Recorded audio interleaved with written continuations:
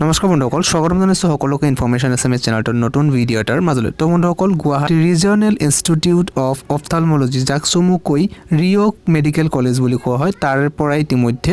BSc অপটিমেট্ৰিক কোৰ্ছৰ বাবে form আহি গৈছে ডিগ্ৰী কোৰ্ছৰ ফৰ্ম আহিছে আৰু সেই সম্পৰ্কে মই এটা ভিডিঅ' বনাইছো যোৱাকালি কি এলিজিবিলিটি ক্ৰাইটেৰিয়া লাগিব আৰু আপোনালোকে এপ্লিকেশ্যন ফৰ্ম ফিল আপ কৰি ক'ত জমা দিব লাগে সেই সম্পৰ্কে যোৱাকালি ভিডিঅ' এটা বনাইছিলোঁ যদি আপুনি এতিয়াও চোৱা নাই তেন্তে ভিডিঅ'টো আগত চাই ল'ব ডেছক্ৰিপশ্যনত লিংকটো দিয়া আছে আৰু আজিৰ ভিডিঅ'টোত আলোচনা কৰিম এপ্লিকেশ্যন ফৰ্মখন কেনেকৈ ফিল আপ কৰিব গোটেই ষ্টেপ বাই ষ্টেপ গতিকে বলক ভিডিঅ'টো আৰম্ভ কৰোঁ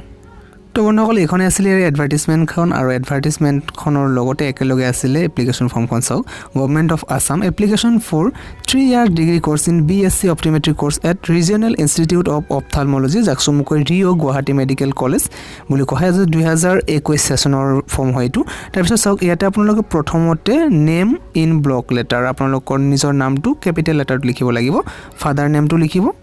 তাৰপিছত কৈছে যে ইয়াতে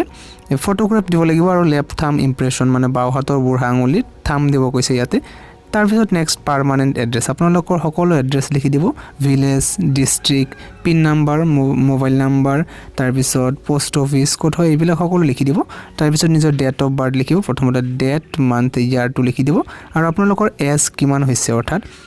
31/12/2021 ডিচেম্বৰ 2021 আপোনালোকৰ বয়সটো কিমান হৈছে আপোনালোকে প্ৰথমতে হিচাপ কৰি উলিয়াব তাৰপিছত ইয়াতে লিখি দিব যে ইমান বছৰ ইমান মাহ ইমান দিন এনেকৈ লিখি দিব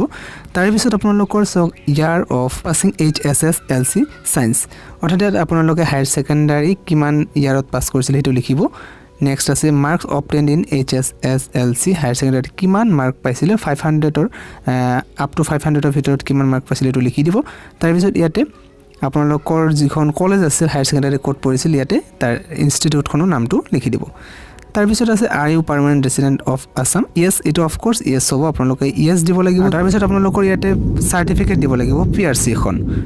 নেক্সট চাওক do you belong to any reserve category যদি আপোনালোকে কোনো ৰিজাৰ্ভ কেটেগৰীৰ পৰা বিলং কৰে তেন্তে ইয়েছ দিব নহ'লে নোট টিক মাৰ্ক কৰিব যদি ৰিজাৰ্ভ কেটেগৰীত ইয়েছ দিয়ে তেন্তে আপোনালোকে তলত যিবিলাক আছে চাওক ST প্লেন এৰিয়া এইটো হয় নে ST হিলছ এৰিয়া নে OBC MOBC SC PWD EWX এইকেইটা কৈ ৰিজাৰ্ভ কেটেগৰী আপোনালোকে যিটো হয় সেইটো টিক মাৰ্ক কৰি দিব নেক্সট চাওক ইয়াতে mark obtain in HSLC sign in final examination আপোনালোকৰ ইয়াতে যিহেতু PCBৰ ভিত্তিতহে মেৰিট লিষ্টটো তৈয়াৰ কৰা হ'ব গতিকে আপোনালোকে ইয়াতে প্ৰথমতে যিটো আছিল ফিজিক্সত কিমান মাৰ্কৰ পৰীক্ষা হৈছিলে ইয়াতে 100 হ'ব গতিকে এটা ফিজিক্স কেমিষ্ট্ৰি বায়'লজি আপোনালোকে লিখি দিব 100কে তিনিওটাতে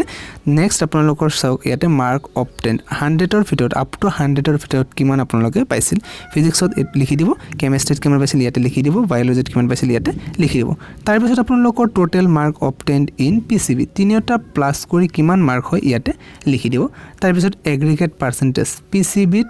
মিলাই কিমান পাৰ্চেণ্টেজ তিনিটা সাবজেক্ট আপোনালোকে প্লাস কৰিব নম্বৰ কিমান আছে তাৰ পিছত আপোনালোকে ইয়াতে পাৰ্চেন্টেজটো উলাই দিব আৰু হেখত আপোনালোকে চাওক ইয়াত নিজৰ সিগনেচাৰটো কৰি দিব সিগনেচাৰটো কৰি আপোনালোকে এইবোৰ ডকুমেন্ট দিব লাগিব যোৱাকালি কৈছিলো এটা ভিডিঅত marksheet and certificate of HSLC ইয়াতে হায়াৰ ছেকেণ্ডাৰী আৰু মেট্ৰিকৰ দুটা পৰীক্ষাৰ মাৰ্কশিট আৰু পাছ সাৰ্টিফিকেট আপোনালোকৰ জেৰক্স কপি দিব লাগিব এডমিট কাৰ্ড অফ HSLC মেট্ৰিকৰ এডমিট কাৰ্ড দিব তাৰ পিছত PRC খন লাগিব এড্ৰেছ প্ৰুফ সাৰ্টিফিকেট দিব লাগিব আৰু যদি কোনো ক্যাটাগৰীৰ পৰা বিলং কৰে নিজৰ কাষ্ট সাৰ্টিফিকেট খন দিব লাগিব কিন্তু আপোনালোকে এটেস্টেড কৰাই ল'ব সেলফ এটেস্টেড নহয় যোৱাকালি ভিডিঅ'টোত কোৱা হৈছিল আপোনালোকে ভিডিঅ'টো চালে গম পাব গতিকে যিসকল ক্যান্ডিডেট ইয়াৰ বাবে এলিজিবল আৰু ইন্টাৰেষ্টেড হয় তেওঁলোকে নিশ্চয়কৈ 7 জুনৰ আগতে এপ্লিকেশ্যনটো কৰিব লাগিব সো বন্ধুসকল ভিডিঅ'টো ইমানে আছিল ভিডিঅ'টো ভাল পালে লাইক কৰিব চেনেলটোত প্ৰথমবাৰৰ বাবে ভিজিট কৰিলে সাবস্ক্ৰাইব কৰি কাষত থকা বেল আইকনটো প্ৰেছ কৰি দিব পুনৰ এটা ভিডিঅ'ত নিশ্চয়কৈ লগ পাম আজিলৈ ইমানে সামৰিছো ধন্যবাদ